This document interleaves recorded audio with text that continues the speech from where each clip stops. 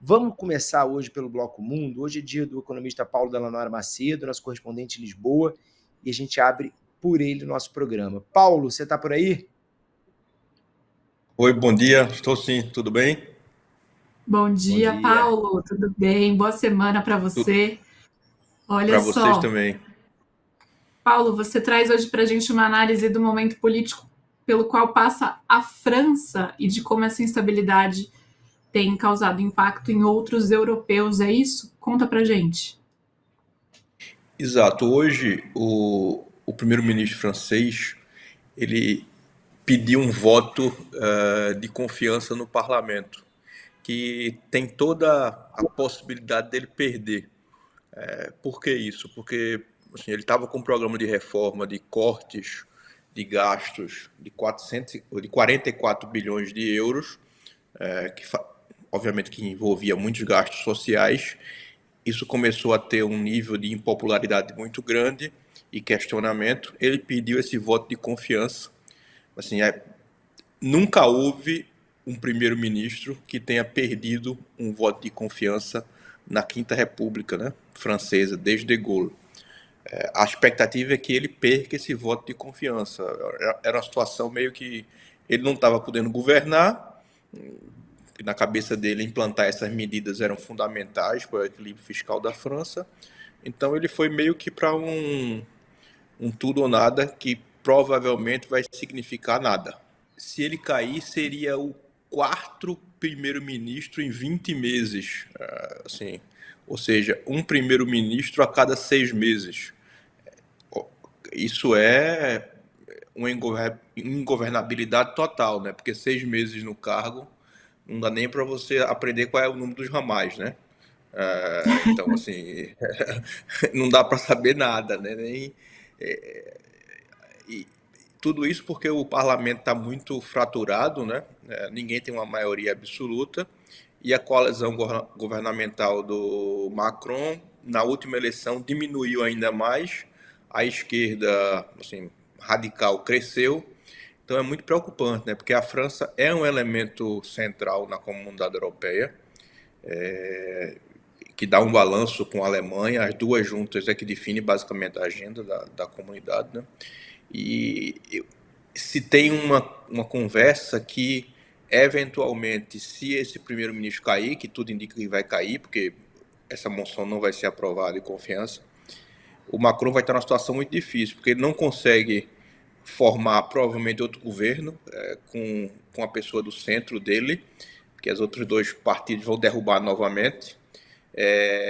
E aí a opção seria dissolver o parlamento e convocar umas novas eleições.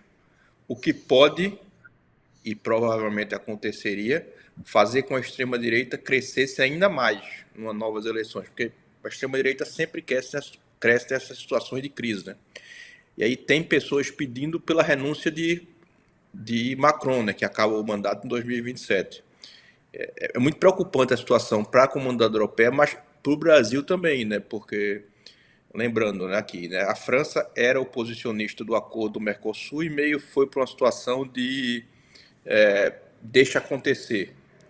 Se tem um fortalecimento da extrema-direita no parlamento, ou eventualmente tem uma renúncia de Macron até o final do ano, se a crise se aprofundar muito, eu coloco em dúvida a assinatura desse acordo, sabe? Porque um novo governo com maioria da extrema-direita vai ser muito mais dura a negociação desse acordo. Muito, ele pode começar a ter uma ação proativa de buscar aliados para barrar o acordo, né? Buscar a Meloni, que estava meio assim para um lado para o outro, e há um mês atrás disse que ia aprovar o acordo, mas se muda as nuvens, né?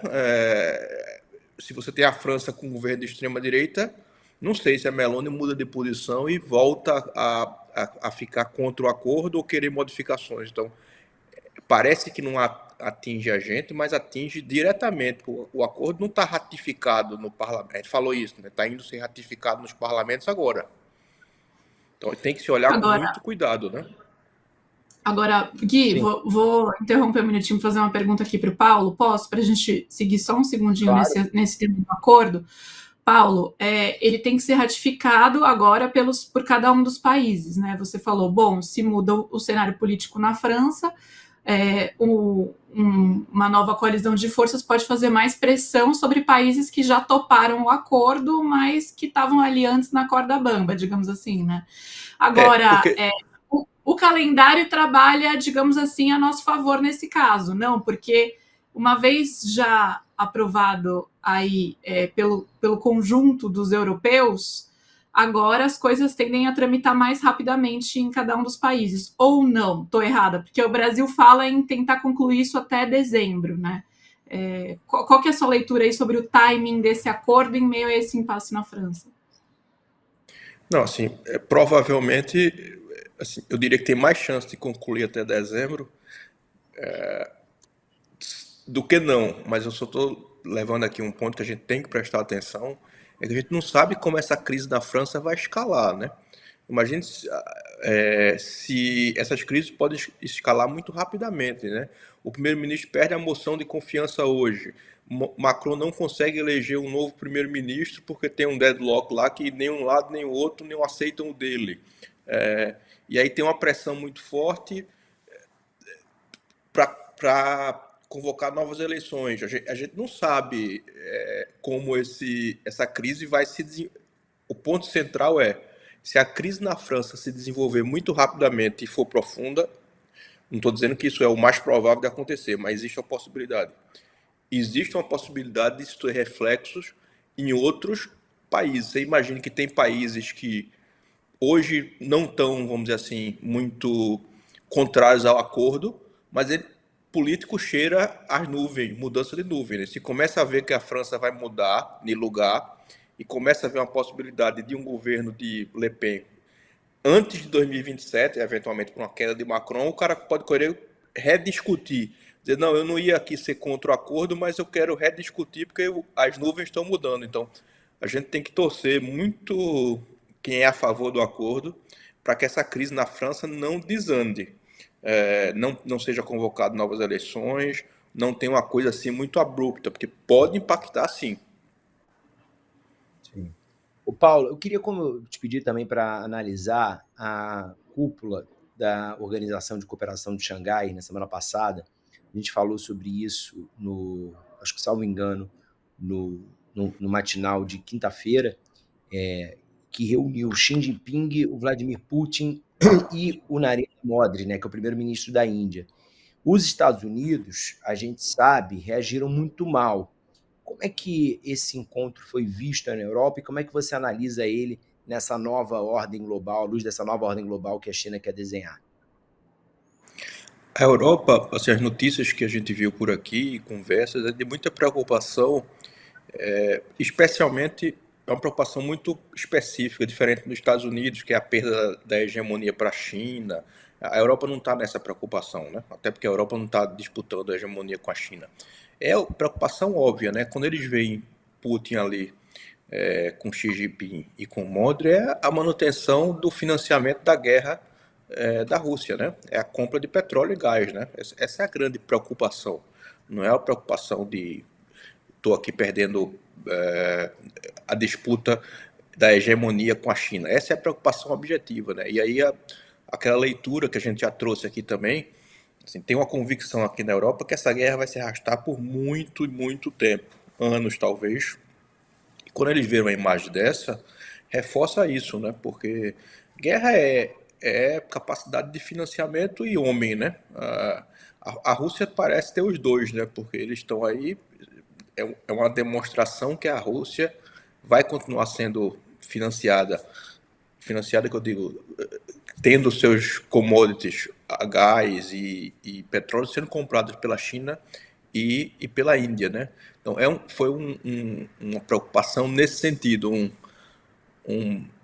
uma pá de cal naquela ideia que a guerra poderia eventualmente caminhar para um desfecho mais curto. Não vai. Ele tem capacidade de financiamento. E aí trazendo aqui, Guilherme, acho que uma diferença que a gente já conversou aqui também, você destaca a história de por que Xi Jinping pode fazer isso, o Modi pode fazer isso, e na minha opinião, essa aproximação excessiva com Putin para o Lula é arriscada eleitoralmente e politicamente.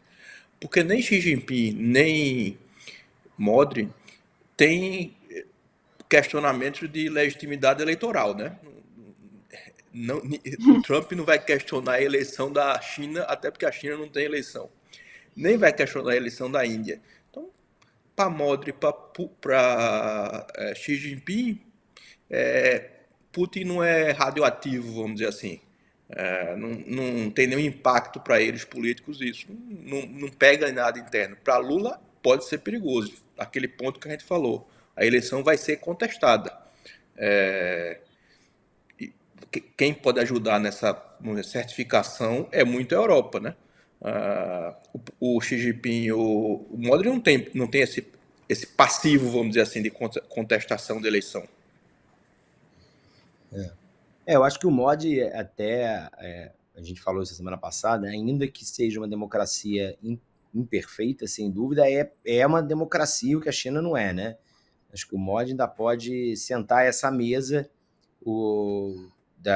de discutir se um processo eleitoral foi ou não foi válido, se foi limpo ou não foi, né? A China, é melhor não chamar a China para essa conversa, não, porque você falou, não tem exatamente bons exemplos, bons cases para mostrar, né?